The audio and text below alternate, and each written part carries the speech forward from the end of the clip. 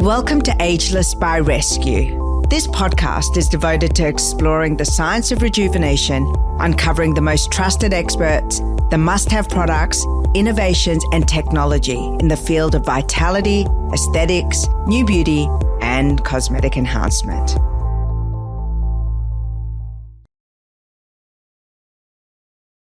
Dr. Vivian Tam, I'm so delighted to have a Doctor of Chinese Medicine on the podcast.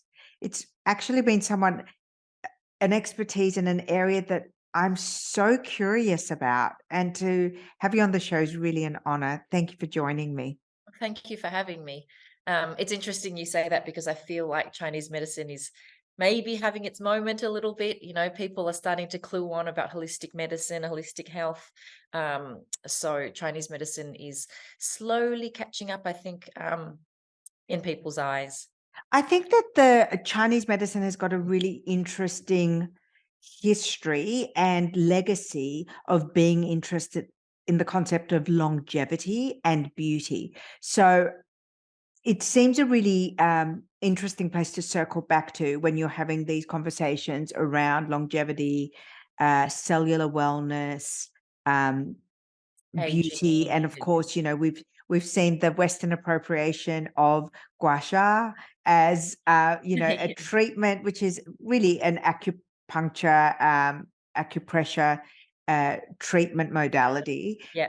And certainly in the fertility space, there's a lot of conversation around Chinese herbs.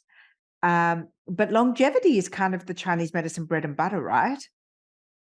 Well, for us, longevity really comes down to how what you can do for your body to age as well as you can. That's kind of essentially what it is, right? So, you know, longevity for me is not how long can I live to, but how can I improve my quality of life for as long as possible? Absolutely. And And I that's guess all being about, a culture that respects its elders is kind of an interesting place to start. I always like looking at those cultures, you know, a lot of the Mediterranean cultures, um, the elderly are still regarded as valuable. And so, you know, a culture that respects its elders and has a place in society for them for to the end of their lives is I think, an interesting culture to talk about wellness, longevity, you know, neuroplasticity, all of those things, because it is a culture that's saying, okay, we know that you have value for a long time. correct. And there are lots of things in place in the Chinese culture and in the Mediterranean culture and in the Chinese medicine itself that is focused on how can we keep you really well? Because actually, like you said, you do have value. You know, we do see sometimes in society where elderlies are kind of regarded as, oh, you've had your time, you know, and it's not so much that they don't matter, but there's not as much focus on their health and wellness, Yes. you know, after a certain age. And in Chinese medicine, you know, there is a big focus on what can we do to preserve or to enliven or to, you know, help with, you know, it doesn't even have to be about, oh, you know, this elderly person is sick and she has cancer. It's more about, oh, she's a little bit out of breath, or she's feeling a bit tired, or, you know, she's, you know, having some issues with her joints and it's finding stiff to get out of bed. And, you know, in a lot of society, Western society, we might see that as, oh, that's normal, she's aging. And in the Chinese culture or Chinese medicine, we would look at it and go, oh, we could actually help with that. We should probably look into why she's stiff at getting out of bed. We should be able to get her moving a little bit better or feeling a bit more well or a bit more energetic. So, you know, it's interesting because I think because I've grown up in it and I am in it, I've never really stopped to think about it. And now that you've asked me that question, I'm like, yeah, I suppose that is definitely a thing. Well, what I'm hearing from what you're saying is that Chinese medicine is very much concerned with vitality. Um, and it's the science and the medicine of extending vigor, vitality, suppleness, as you said, of mobility. So perhaps we could start there, and It's maybe about talk us through. preservation. It's about prevention Oh, really? more than anything. Not that Chinese medicine isn't great for really acute things, because it is fantastic for those things too. But the concept of Chinese medicine is, let's look after you when you're not unwell, so that we don't even have to think about it. That's always been a thing. A So prevention, prevention is better than cure, essentially. is it a thing that's part of the culture as well as it being a medical thing? So Yeah. talk me through it, because I'm Very, really very much. curious. I Mm. mean, a very simple example is, we look at food as medicine, and not in the sense of, oh, that food is a certain herb that does a certain thing, but we look at food as it is our fuel for the body. So it is, so important that we actually put in the right things into our body, because at the end of the day, it's all part of health. And so we look at, down to, what are we eating for breakfast? What kind of foods are we putting in our body to make sure? And this is not just, for the energy for the day. It's for a good life. It's for a longevity. It's for good health, ongoingly. A very small example of it being part of the culture is, when I went to Chinese school when I was younger, we used to have teachers that used to walk around with these clear glass jars, and they were literally like pasta jars. I'm And totally going to go there. I want to know what is in these yeah, jars and in so these jars China. are floating with herbs and got berries in them, and I remember as a young kid kind of going, why does all these Chinese women have these, glass jars of just stuff? They don't have drink bottles. They've got these glass jars of like things that are sort of tinged yellow and brown, and you're like, okay, whatever. 100%. What is Yep. it? So they're actually teas with ingredients that are going to help them through menopause.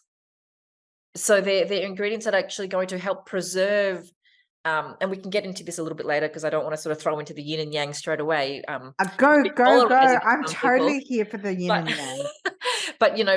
but Chinese medicine views the body as a whole system, and we have this yin and yang balance system. So we believe that the body always has two parts, so the yin and the yang being sort of the hot, and the yin being the cool, the yang being the sun, the yin being the the moon or the water. So they basically, you want equal parts of anything to kind of keep your body in balance. Now, what happens through menopause is that your yin starts to decline. So the part that keeps your body cool starts to decline, and that's why you get all these really hot symptoms like hot flushes and sweating and dryness and things that are sort of like driven by fire. And so these herbs that these Chinese teachers used to hold were basically flowers and herbs that actually were yin boosting to help with counteracting that sort of decline. Now, the concept is never to stop it from happening, because physiologically we want to let it happen, because it's normal that a woman's body goes through menopause. But it's kind of like they start even thinking in their mid 40s, they're kind of like, okay, that's coming ahead. So I might is there a start discussion? Is there a cultural acceptance then? Are you saying, given that this is what this tisane or elixir that all of these women culturally move into and start thinking about, are you saying then that in the Chinese culture and in Chinese medicine, instead of it being a taboo, which is only now become fashionable to speak about perimenopause, menopause, even the menstrual years, is it something that, for centuries you yeah. looked at? So if I mean, this is kind of funny, but maybe not so much to the Asian community, but it's in our culture to just talk about those kind of things. So it's not even the funny thing is about these teas, it's not even Chinese medicine in our eyes. It's kind of just something that your mum or your auntie would have mentioned to you. Oh, did you know, you're in your 40s now, you probably should start looking at that tea. So it's just a thing that it is in our culture. It's not, we don't even see it as we should start taking that medicine. It's more just like, you should start taking that herbal tea. You should start including that into your diet. You should start looking at this. And it happens from when you're a peewee little child. You're always, get told, Mum, if you're listening, sorry, but she's constantly nagging me about, oh, you should put socks on your daughter because it's, it's not good for her this, or you should be feeding her this because it's good for that. And so it's constant. It's part of our life. It's part of our culture to just really kind of talk about how to do something better, what's good for your body, what's good for wellness. So it's definitely So not. wellness is very much a part of the DNA of the Yeah. culture and beauty. And it's interesting because I know that you are the founder of a cosmetic acupuncture clinic Mhm. in Melbourne. Yeah. And oh my goodness, the best facial I've ever had in my life was in Kamalaya, which is a health retreat I go to in Thailand, and they have a visiting specialist practitioner, Dr. Song, and he's based in London, but he comes and stays in residence at Kamalaya 3 months a year, and people from all over the world fly to him. He's a Chinese medicine practitioner. He's exceptional, and he gave me an acupuncture facial one of the years that I was there. And I can genuinely say it was the only facial of my life that's ever moved the dial. And I had 3 in a row. It's game changing, isn't it? And he explained all my hormonal changes to me. And he said, right, we're going to do this. It was unlike anything I've had before. So I'm dying to hear from you. What is it? And why does it work?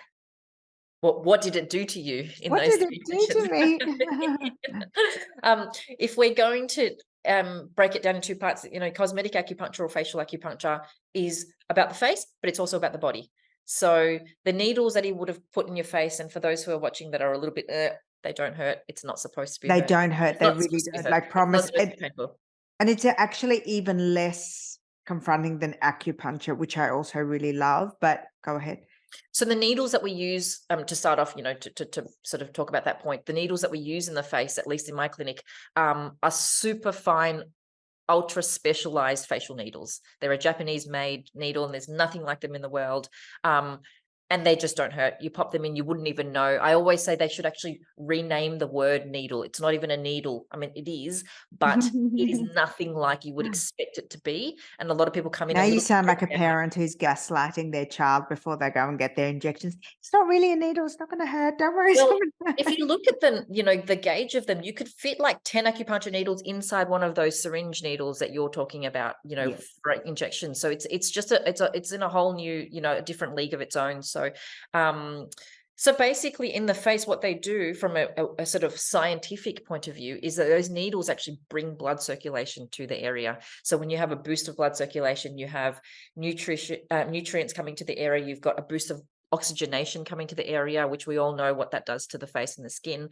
And I think that the reason why you said that it kind of was a whole new level is because we're not only just looking at the skin, right? We're looking at the soft tissue, we're looking at the muscles beneath the skin. So depending on what you come in for and what you're actually trying to work on, we can work on skin level, we can work on soft tissue level, we can work on muscular level for facial tightness or even flaccidity of the muscle. So there's It changed the shape of my face. That's all I'm going to say. I almost don't know whether. contouring if you get it, if Yes. that's the focus of it. Yes. So because you can use needles to specifically target the neuromuscular junctions in the muscles to get them to do something. So if you've got a muscle that's, say, super, super tight here because you're constantly frowning and you can feel it's always sore and giving you a headache, you can actually use the facial acupuncture needles to release that. And so your face is automatically more relaxed. And in the opposite direction, if you've got a very droopy muscle, you can actually target that muscle to try and get it to tone up as well. So But this those is a really great and viable treatment methodology for someone who is, a little bit aesthetic shy, doesn't want the fillers, doesn't want the tox, doesn't necessarily want the lasers, but they want to go down a natural route, but still get that really high level aesthetic result. Yeah, absolutely. I have patients that come in. I mean, for both, I have nothing against the more conventional types of And can you have them together? Yes, you can.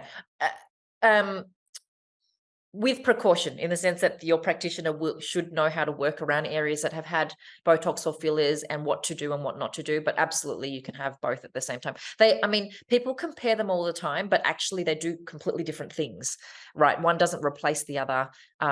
Fillers can't lift a muscle, neither can Botox, but acupuncture can. Yes.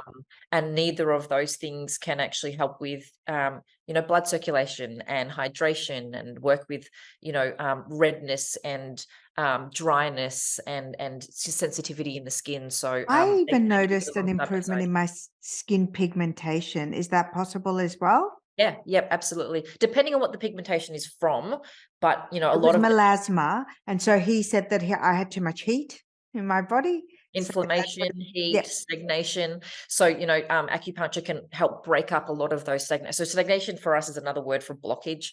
So essentially the acupuncture needles are helping with the blood flow and breaking up that blockage that's causing the melasma or the hyperpigmentation to sit in the skin. You know, that's a little bit different to say something like sun damage, right? Where There was you've actually got, melasma. I have melasma. I don't have sun damage, but yeah, yeah, I felt that it moved. So for me, the thing that I noticed was like definitely a slimming around my jaw, a revitalization underneath my eyes. I just felt the like it was, freshness. yes, definitely a freshness, a more exactly as you said, a well-restedness. Mhm. I found the plumpness of my skin. Yeah, it was wonderful. And I've only ever had that treatment with Dr. Song at Mhm. Kamalaya. So I have to come and Yep. see you in Melbourne. I will, Please. I would Invitations. love, Yeah, oh, absolutely. I would love to. I would love to. Going back to the philosophy of Chinese medicine and how Chinese medicine views the body, we've touched on the yin and yang aspect. And you know what's really interesting? When you're talking about this, I'm Iranian.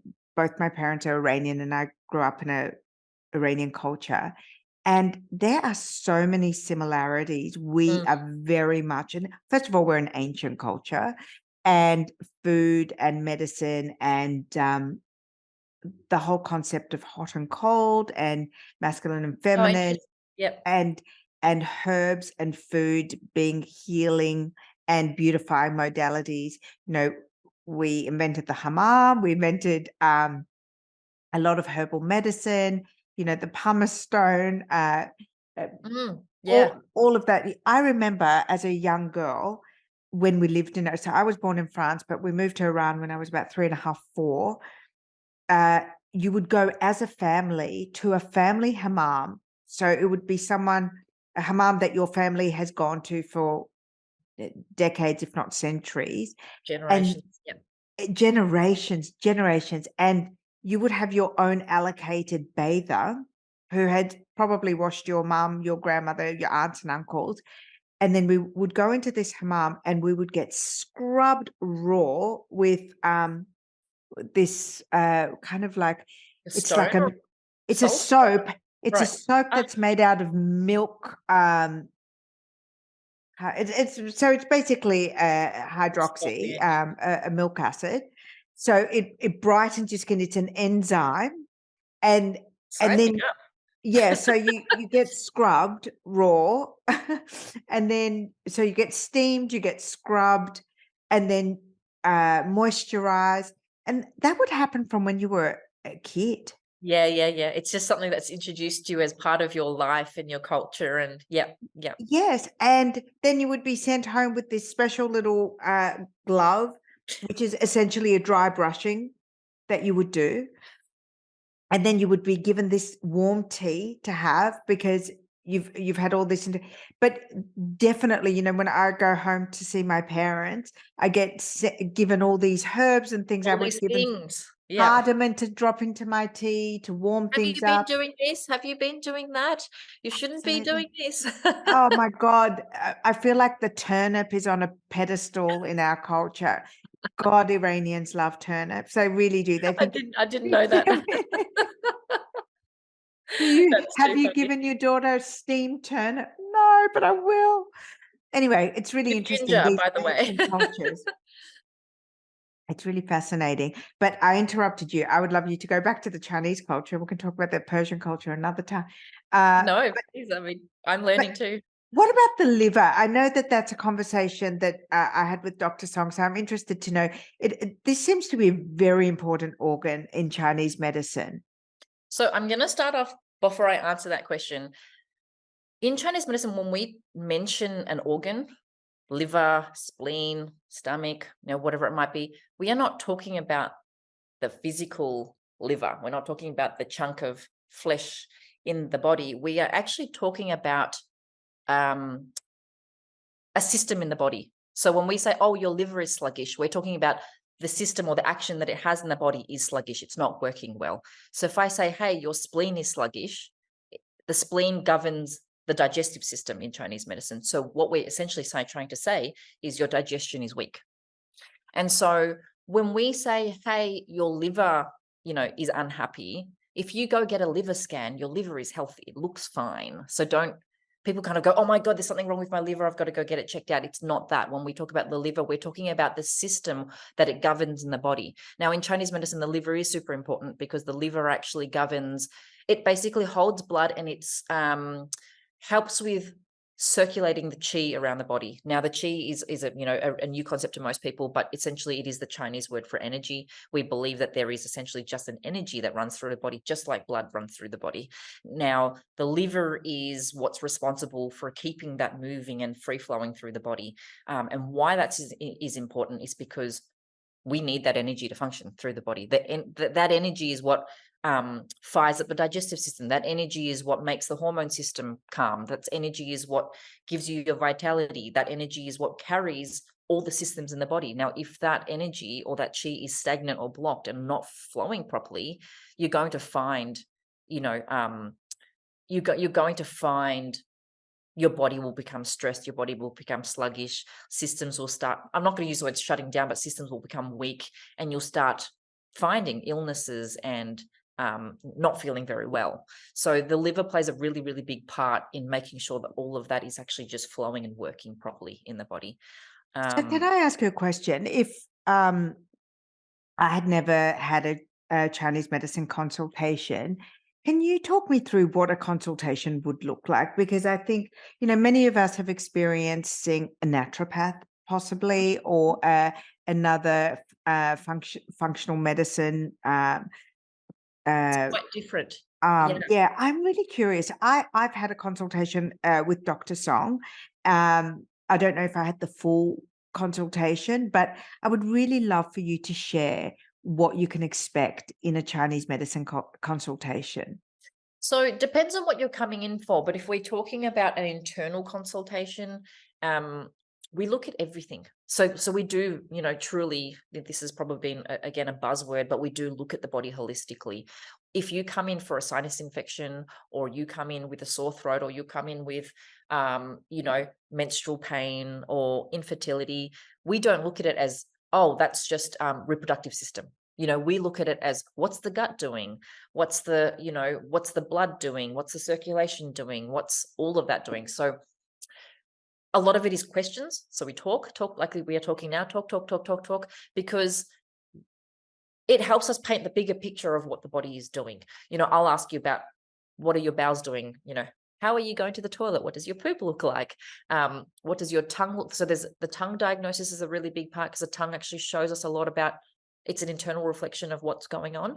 So, Yes. the coating on the tongue, if you've got a very thick coating, it almost always means that the digestive system is not clearing. And so it's sort of like that gunk that's sitting on your tongue is the gunk that's sitting in the body. So similarly, we look at the pulse. So we actually take the pulse, and the pulse will tell us a lot about if there's inflammation, there's heat in the body, if there's sluggishness, if there's deficiencies in the body, depending on how fast or how slow, how strong, how weak, how wiry the pulse is. So it's a whole body sort of assessment. So it's a scan that you would do from head to toe. So you'd have Essentially, yeah. talk. And does Chinese medicine rely on blood tests or stool tests or those functional testings? Not often. So most people, sort of, given that I'm a Chinese medicine doctor in Australia, most people will come in with those already. So we're usually like the last point of like last resort of like, oh, I can't find the solution for this. I might as well try everything. I've come in and I've tried everything. Dr. Vivian, what can you help me with? So they often do already come in with all the tests, and they've tried everything. And so we take them into account, but we don't need them. In China, Chinese medicine, a lot of people don't realize, is not actually complementary medicine. It is actually primary medicine. So Yes, yes, in hospitals, like main hospitals in China, they actually treat with Western medicine alongside Chinese medicine. So yes. there is a place for blood tests and functional tests. But in Australia, I'm going to say all Chinese medicine practitioners are in private practice. So we don't rely on them. We don't have a system to actually get people to do them, but you can bring them in. We do take them into account. But a lot of the time because we treat the body in a different way, a lot of the time those blood tests don't mean a lot unless it's a very obvious and drastic result. Or disease. Yeah. Well, people come in, for example, and they'll say, oh, I feel awful. I feel unrefreshed. I feel sluggish. I'm so tired. Like, I'm so tired I could sleep at 11 a.m. in the morning. You know, my gut's sore all the time. I'm cramping. I'm bloating. I have IBS symptoms. You know, all those really like common things that get bunched up together where you're just generally feeling lethargic and unwell. And then they'll say, oh, but I went to my GP with it and I got blood tests, and they say, oh, it's all normal.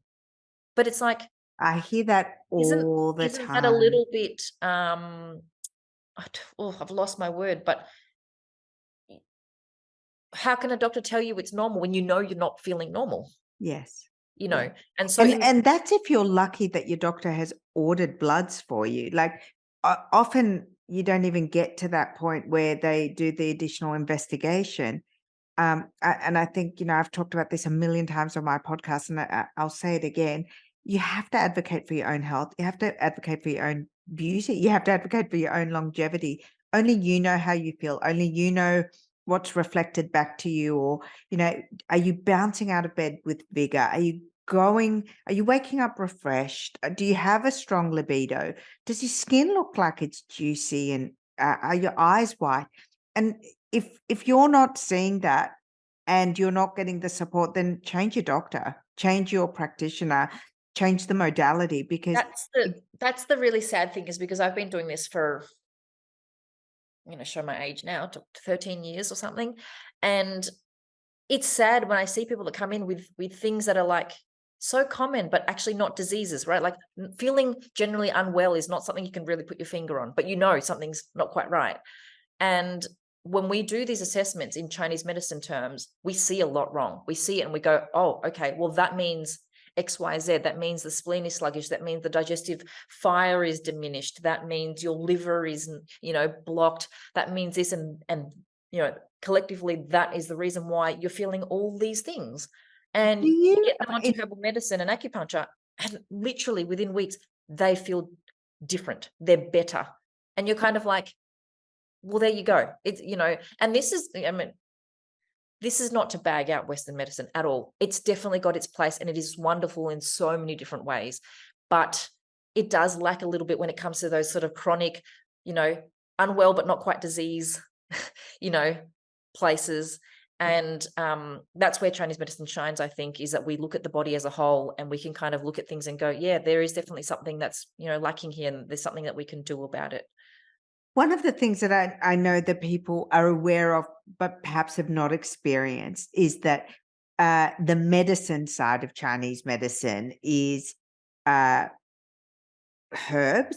Mhm. And a lot of people know that the herbs are like really bitter. Oh my God, have you had, Not I've heard always, about, but yeah. yeah. So it's herbs, it's the acupuncture, and are there any other kind of modalities that you use? Yeah, traditionally, not me personally, but Chinese massage is part of it because they work on the meridians and the acupuncture, channels in the body. So, essentially like acupressure massage, or we Yes. call it tuina.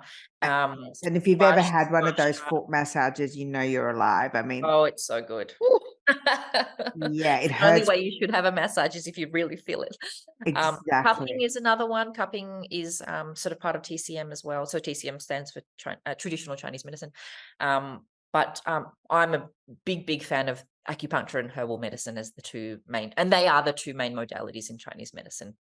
Yes. So going back to that, does Chinese medicine look at disease and longevity and wellness and beauty through an age lens, or is it a kind of age agnostic medicine, and it looks simply at the concern or the manifestation of the problem? It's a little bit of both, to be perfectly honest. It will always look at it internally. So the manifestations, the symptoms, the patterns that are happening in the body. how we treat it and how we approach it and what needs to be done about it will sometimes change based on age. So obviously we will treat an infant, a toddler, a child differently to somebody who's going through menopause. So the patterns that we find in the body will be ever changing depending on what your body or the age that you're in. So, going back to that menopause example, if we see a decline, if we see symptoms of a decline in yin in the body, and we look at your age and we go, okay, you're 50, that kind of makes sense. We kind of like, okay, I can see physiologically why that yin is declining. Do we actually want to stop that from happening? No, we can't stop that from happening. Can we support it so that you can ride through menopause? Yes, that's what we would do. Whereas if you were 21 and you came to me and you were showing signs of yin deficiency and decline, and you had dry mouth and your hair was falling out and your skin was dry and you were hot all the time and you're having hot flushes, would we treat that as a disease or a pattern in the body that we need to fix? Absolutely. We would go in there and we would go acupuncture, herbs, until we brought that yin back up and it was in balance. And so we do approach it differently, but we will always still look at it holistically and internally. Is that kind of what you meant? Exactly what I meant. Yes. Yeah. And the other, I guess the other question that I have with regards to Chinese medicine is that when you are doing the treatment and you are putting someone on a course of Chinese medicine, how does it work with traditional medicine? So let's take menopause or perimenopause. If a woman is taking HRT or DHEA or any other hormonal supplements, synthetic hormones, is there a place for that in Chinese medicine, or do you have your own version of HRT and hormonal support? And do you think of it in the same way? Are you trying to balance estrogen? Are you trying to No, balance progesterone? it's actually a great question. It's a big question, and I'm going to try to explain it without losing you, but they definitely can go together. So I am not the kind of practitioner that says, if you come and see me, you have to stop everything else you're doing, because I think that everything has its place and everything has a reason for, if you decided, hey, this makes me feel better, I'm not going to tell you to stop, unless it's horrible, obviously. But we do view it in a very different way. So when we're working with hormonal balance, for example, we don't see it like what you just explained. Oh, you've got a reduction in estrogen, or you've got too much testosterone, we need to bring this down or bring this up. Chinese medicine works in a very adaptogenic way. So I don't know if, again, a kind of a little bit of a buzzword at the moment, adaptogens, but we believe that the body is equipped to know what to do. Our body in our DNA fundamentally is programmed to look after ourselves, to be at equilibrium, to be at balanced state, for us to live and to learn. Live and to grow old and to age. And so Chinese medicine is very much, okay, when something's gone wrong, we only just need to teach the body how to get rid of that imbalance and bring itself back to alignment. And when the body is healthy again, it is able to then go through menopause properly without, XYZ symptoms. And so herbal medicine and acupuncture essentially kind of retrain the body. So it takes away the acute symptoms, but then it also kind of says, hey, body, I actually know that you know what you're doing. So we're going to give you some herbs that actually help your body get back into balance and relearn, so that you've got your body's got its own vitality to then take on, all these symptoms and ride through menopause or ride through digestive issues or whatever it is. So, for example, constipation, right? People that can't go to the toilet properly, laxatives is the first thing people think about. And you're giving your body something that's then going to push out that stool. It's a purge, essentially. In Chinese medicine, we kind of go, well, that's kind of temporary. It makes sense if you're, really, really need to go, but that's not going to do anything for you 5 years down the track, or even 2 weeks down the track. So we're kind of going, hey, the body should know how to go to the toilet. And so we look at it and go, okay, it's obviously because there's a deficiency in the digestive system that the bowel is not strong enough, or the bowel is too weak to push through the stool, or it's too dry. And you're essentially giving it the tools to get back to a place where Renormalize. That's exactly it. So we see menopause as a, hey, physiologically, you're supposed to go through that. That's quite normal. Let's get your body back to a place where it can ride through it and feel really fine and well through all of it. So And do you see, totally different way of seeing again, it. I'm going back to my kind of Iranian roots. We are really big believers of seasonality, both in life, so Huge. seasons of Correct. life. Yes. And then we also work with seasons when it comes to health and wellness. Um, traditionally, we would only eat seasonal foods and fruits. The meat that we would have would be, farm raised, and it's slaughtered and then it's eaten fresh. You get your meat from the butcher, not the supermarket. I mean, I remember distinctly taking pots to a farm to get milk, unpasteurized fresh milk, which you would bring home and boil, and you drink some of the milk and you'd make your own yogurt. There are chains of yogurt stores, I don't even know how to explain it. Like, imagine instead of bakeries, yogurt stores, and it Oh, would have fantastic. different types of yogurts all through Iran. And I remember that you would get your yogurt from the yogurt guy. I'm learning so So much. Yeah. it's, you have those really, really specific things which are both cultural, but also from a health perspective. And, Iran is a highly populated country, and with a huge, disparity between wealthy and poor, but everyone follows this rule. And China has the same, a massively populous country. Now, a big disparity, but everyone respects and Has this follows the weaved rule. into who they are? Yep, very much so. And it's interesting you brought up that whole seasonality thing. I thought that actually you were going to talk about like seasons in the weather, right? Because that's actually a really big thing in Chinese medicine, is that whole concept of hot and cold. Oh, yeah. Oh my Summer God, versus hot and winter. cold. We talk about hot Huge. and cold So all the time. yin and yang, right? So the And body. foods are hot and cold, not by temperature, but by what they do to you. You got it. So that's actually a big one that most of Western society doesn't understand, but is actually a huge concept. And when you can actually get that to click, it's life-changing. I use that word a lot, life-changing, game changer, because it really is. I always use the example of ginger, right? You've got ginger. If you put it in the fridge, if you pick Japanese pickled ginger, if you put that in the fridge and you take it out, it's cold. It's cold to touch, but it is not a cold food. It is a hot food or a warm food, because the property of the ginger is still warming. It is a thermogenic food, right? Yes. And similarly to peppermint tea. You make peppermint tea and it's boiling hot to touch, but the property of the peppermint is cooling. So when you drink the hot tea, you still feel cool inside. You got that kind of mentholy So we have sort of we feel. have a word, we say sardit kade or garmi kade. Sardi means she's been cooled, and Mm, garmi means she's been heated. So mhm. Yep. if I And say to my mum, I've got a headache, she'll, or I feel a bit lethargic, she'll say, oh, sardit kade, which means your temperature has dropped. mhm. Go and eat something, not do something. Go and eat something warming. Yeah. We talk about it as a heatiness. So you might hear that word. Heatiness is an excessive of yang or excessive of heat, which can cause, a plethora of symptoms and things like that. So that's a really, really big concept in Chinese medicine, and it ties into everything: longevity, beauty, wellness, preventative, medicine, all of that kind of stuff. A huge, if you were to ask me what's the first biggest and easiest tip to change your lifestyle, it is to try. Your body prefers that thermogenic, that warmth, that warm food and that warm state.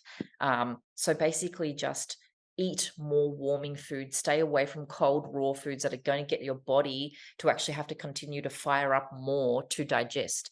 There's this huge this huge movement around, raw food, which I think is great when you look at it.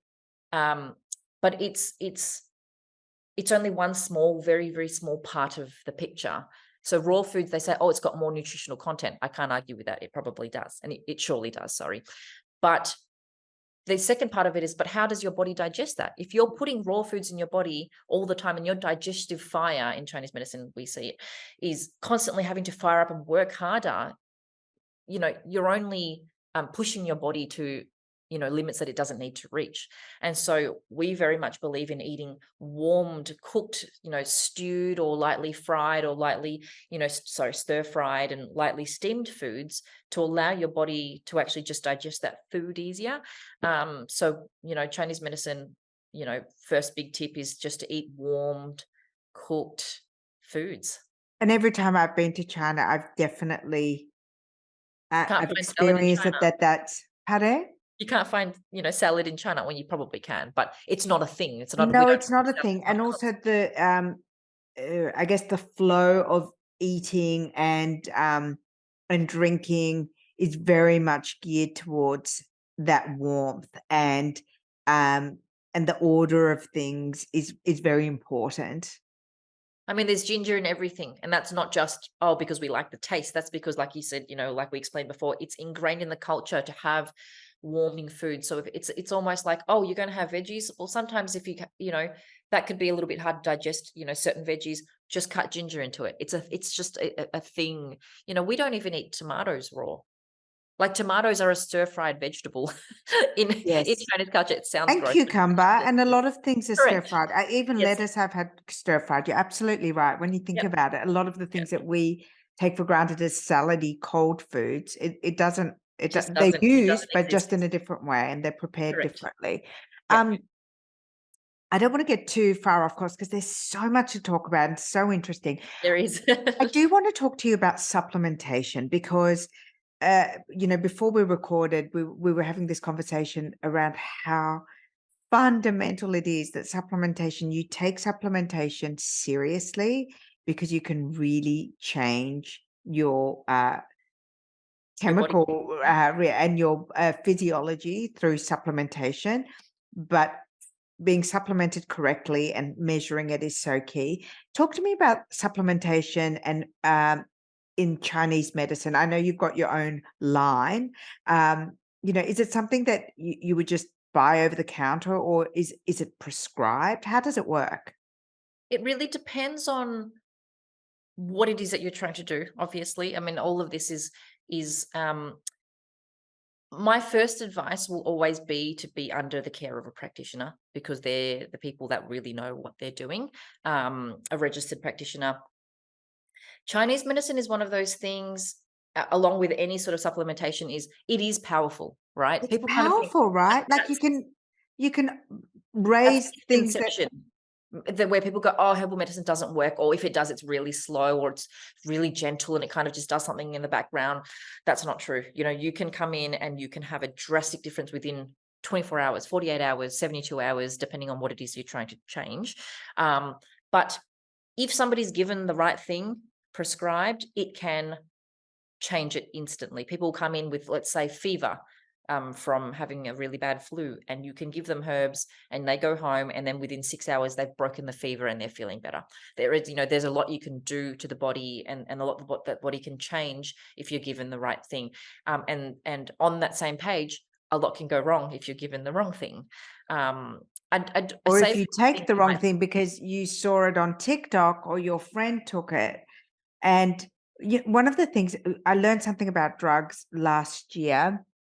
I went and visited a laboratory at the University of New South Wales, and they were working on a fertility drug. And the basis of this fertility drug is a supplement. And I asked them what the difference was, and they said the registration is all that's different. A drug, once you register a supplement as a drug, it goes through more clinical trials and processes, but it's still a supplement. And that really cemented in my mind that there are a lot of supplements that it's just easier to get them to market as a supplement, not a drug, but they are potent. Mhm, You need mhm. to know what you're doing when you're taking them. That's a misconception again. People kind of just think supplements and complementary, herbs and things are just, they're weak. They're something that you Nice to have. well, they're essentially supplements. You just use it to supplement your body with something, but actually they do a lot if you get it right. So, it's one of those things where, it is very, very powerful. And I think it's about education, to be perfectly honest. It's about understanding why you're taking it, what's the method in which it's doing whatever it's doing in the body, what the ingredients are in there and what those ingredients are known What to do. are the top, like, what are some awesome Chinese herbs or things Well, that, it you know, depends we on what would, you're coming in for, I well, guess. let's talk But about I mean, longevity, beauty, menopause, those I kind mean, of categories we've been talking gin, about, gut health. ginseng is a huge one, right? So, it's one of the most widely accepted traditional Chinese medicines.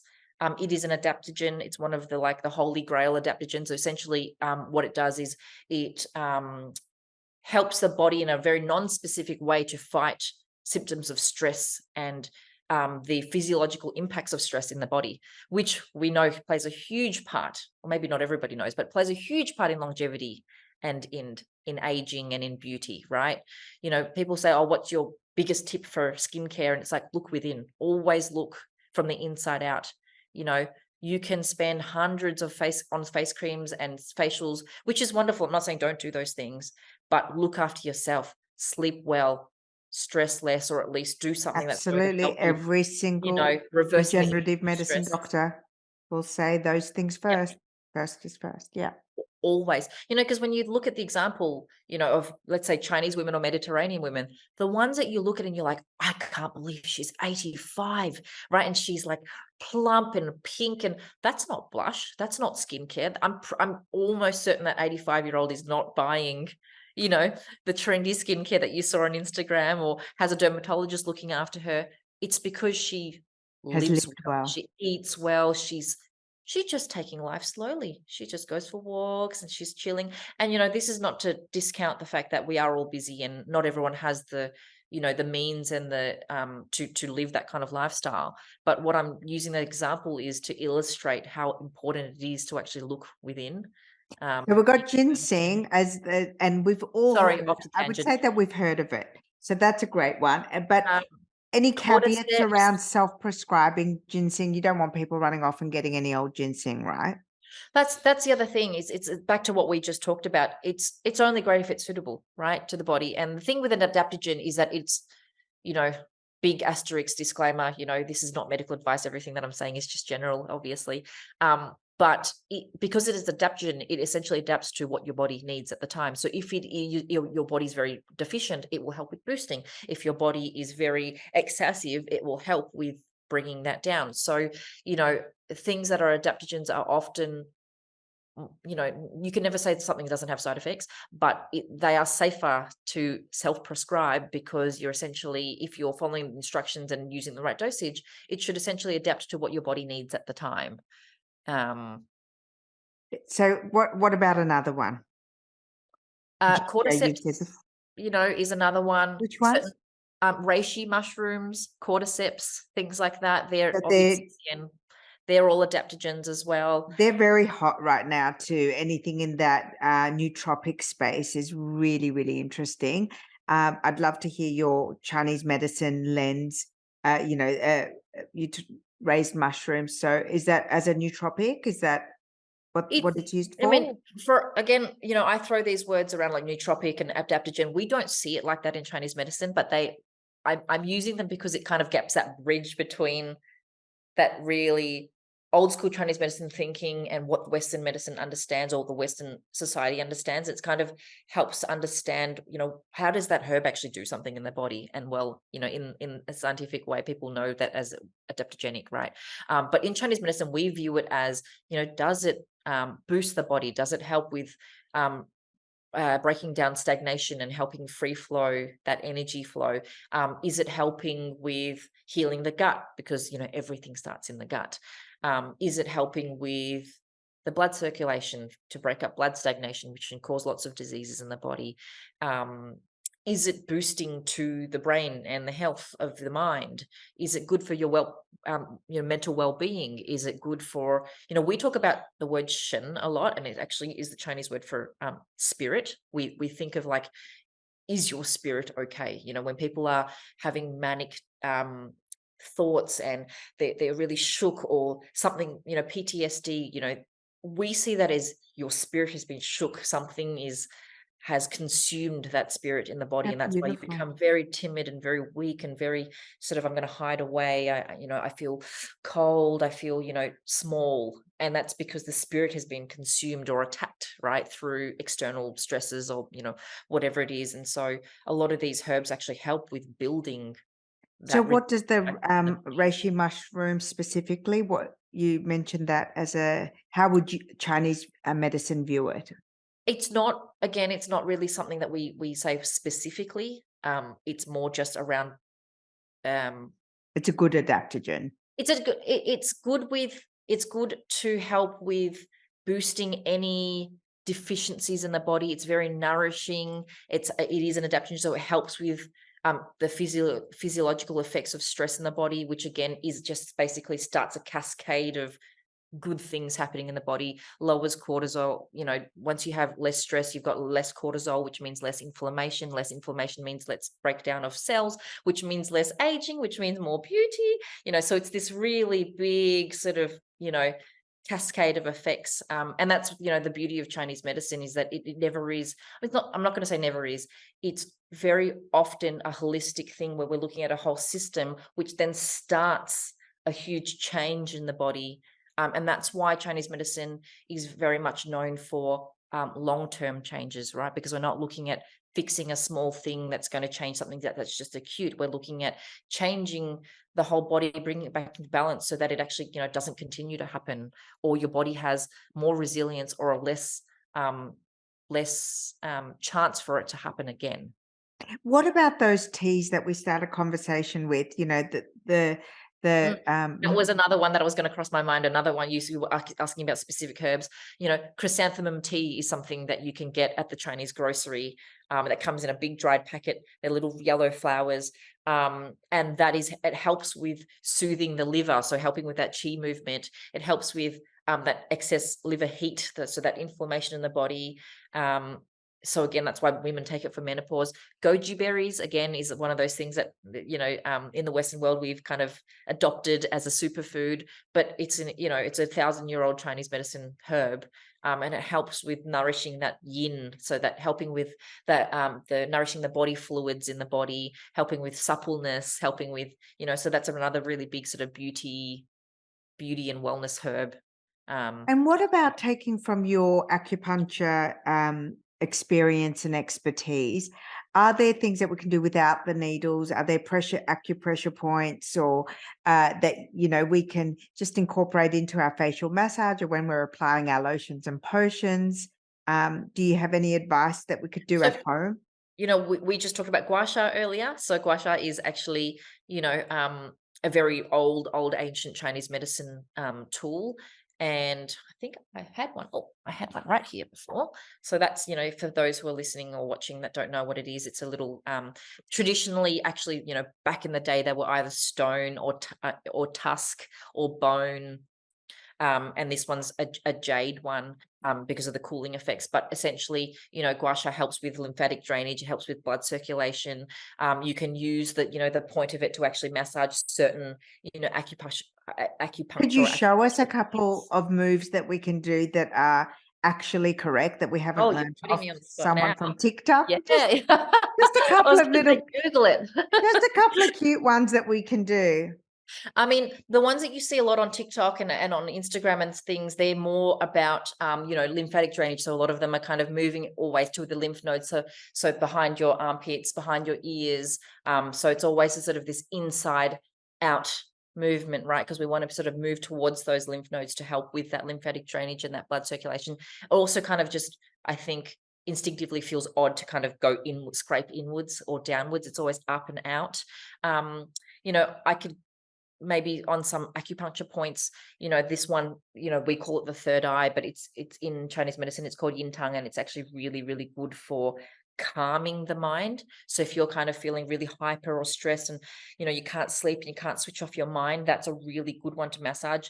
If you've ever had a guasha, what you'll notice is it's 1,000,000 times stronger than your own finger. So just having that leverage through the stone actually really allows you to get that pressure into that spot. For any sort of sinus and blockage, on the side of the nostrils here, you'll find actually like there's almost a dent in the bone, and it's really quite sore. So really getting into that with that. And, that's not just for sinus, that's for puffy eyes, because a lot of people that have that puffy eyes is because they've got that, that Extra fluid. blockage and that extra fluid. Funny, story. My little daughter was in my room last night sleeping. She's 2.5, and she kept getting up and she said, my nose is blocked, and she couldn't sleep. And I said, let mommy massage you. And so I had my fingers on these 2 points and massage. And when I stopped, she said, oh, that's better. And then when I stopped, she said, Mama, massage me. She said, massage me or something. She said something really funny. She was half asleep, but she really wanted me to press those points, because I think, 2.5, you don't know, but your body knows, oh, I feel better. That something is feeling clearer. So they're three, that triangle are 3 really big points that can help with just depuffing, calming the mind, calming the mind essentially is just good for mental wellness, which is good for, Everything. every wellness. Yes, exactly. The last thing I want to ask you about, which again is something that I've experienced in traditional Chinese medicine, and I've done it to myself, but I've also done it for my daughter when she's had, tummy aches or bloating, is the traditional stomach massage. And I don't want to butcher the pronunciation, so I'll let you say what it is, but it is phenomenal. Are you talking about bagua or something? I can't even say it. Chasang Mei or Say Mei, but it's a stomach massage that I've had. And you have to go clockwise. Yes, that's the one. Yes. What's it? Yes, Yes. How do I pronounce that? I actually don't know the Chinese medicine word for that. Yeah, but it's amazing. Do you do it in your practice? I don't personally do it, but it is really fantastic for children. You Yes. can do it for That's adults. what I was going to say. So I did this Yes. on Lily. Yeah. Yes. So traditionally, it's used for all ages, but particularly good for the young ones, which we in Chinese medicine believe that their digestive system is not mature yet, right? So there's still a lot of what would we call it? There's still a lot of qi and blood that needs to be built in and around those organ systems and that digestive system. And so the whole concept of it is, the main things that you need to make sure of is always has to be warm. So warm hands, warm oils, warm compresses, in a clockwise direction, lots of pressure. And it just helps with a few things. It helps with moving the qi and blood in the area. It also helps with driving the qi and blood into and moving freely through the channels that run through the meridians through the stomach and the digestive And system. stress. Yep. Well, you hold all that. Correct. So that's a liver qi stagnation. You know how we talked about what the function of the liver. So when you become stressed, we say that your qi becomes blocked. And that's why when you think about stress symptoms, it's always like tight shoulders, tight stomach, knots in my stomach, fidgety, irritability. They're all blockage symptoms. And the liver meridians run through that, that midsection of the body. And so a lot of that massage is concentrating on freeing up that blockage through those liver, spleen, and digestive related organs to help with that movement. So once we move, Chinese medicine always believes if you move away a blockage, encourage free flow of qi and blood through an area, things will essentially just catch up. And so a lot of that kind of lovely philosophy, abdominal massage, which now I'm going to have to look up what it is in Chinese medicine. In Chinese terms, because I don't actually know the term for it, is writing on this concept of, move the qi, allow the energy in the body to kind of catch back up. Because when you've got blockage, it doesn't matter if you've got an abundance of energy in that area, it can't do anything. It's stuck. It's not able to nourish the area, nourish the organs, nourish the digestive system, get it to do what it needs to do. And so, first line of attack with, like you said, constipation or, IBS symptoms or sore tummy and things like in children. Stress. I always find that it really, and maybe that's just like mummy giving you a warm, lovely massage. That also, that contact is really nice, but I always think you do hold all of that in your tummy. So if you can, 100%. as you said, relax So the area. deep breathing, and that's not Chinese medicine, that's also yoga, and that's, Ayurvedic and, probably in even Iranian culture. But, they always talk about deep breathing for stress, and people go, oh, what does that do? Is it just because it slows down the body? But it actually drawing your breath into your tummy. So deep breathing is about getting the breath into, like, essentially breathe into your belly button if people don't know how to do it. Because a lot of people kind of breathe and they go, and their chest rises. But 100%. actually, you want to try not to get your chest to rise. When people are stressed, go, they take a deep breath, and a lot of people go, but you actually want to be able to not see that. And you want to, I mean, you can't see it on camera, but you want to try and get the breath into the tummy and to skip the chest. And that kind of essentially is moving that blockage that's stuck in that stomach area, and really just signaling to the body to slow down, unblock that blockage, and just allow your body to free flow and slow down and do what it needs to do, and do what it knows what to do as well. Dr. Tam, how do we find a registered, you made that distinction before, a registered Chinese medicine practitioner in Australia? Because I am sure that, that's the next thing I want to race to. Um, and it would be great if we could be guided by you as to how to find, a practitioner So that. this might be, different depending on where your listeners are from. But, in Australia, once upon a time, it used to be statewide, which is kind of a little bit scary. But once upon a time, there was a Victorian Chinese Medicine Board. So, Chinese Medicine Board of Victoria, and you had to be registered through there to be a registered practitioner through, education. So you had to have a degree or a bachelor, or, whatever it is was their standards. And then a few years back, it actually became a national wide registration. Right. So a registered practitioner is usually a practitioner under AHPRA, so AHPRA, which stands for Australian Health Practitioner Regulation. Exactly. And a registered practitioner is essentially somebody that is registered with AHPRA. And then you've got your, associations that are associated with that. So I'm part of ACMA, which is an Australian Acupuncture and Chinese Medicine Board of Australia. So, but the main one you'd be looking at would be for AHPRA. I know that they're, called different things in the US. It's Oriental Medicine Registration and things like that. So you'd have to sort of look up in your So if country. I wanted to find a practitioner, I would go to the APRA website and look for practitioners. Yes, they should have a practitioner search in the AHPRA. But to be perfectly honest, you can look up Chinese medicine practitioner in your local area, and then you could just ask them, phone up and ask them, are you registered, or who are you registered with? I'm going to say, 99.9% for the most part, the industry is doing the right thing. Well, I think with everyone, again, it goes back to personal advocacy. And if something is not working for you, it doesn't matter who it is. I always say, ask the question. And if you're not getting the service, the response, the attention that you need, change practitioners, change providers. It goes for every Communicate, level. call, have a conversation, ask, find out if that's the right person for you. I think that most people in Chinese medicine are, like I said, are doing the right thing, because it is an industry that is growing in Australia. There is a little bit of limelight, on us now, and it only makes sense to do the right thing in the public eye. It only makes sense to really look after your patients. I am super passionate about what I do.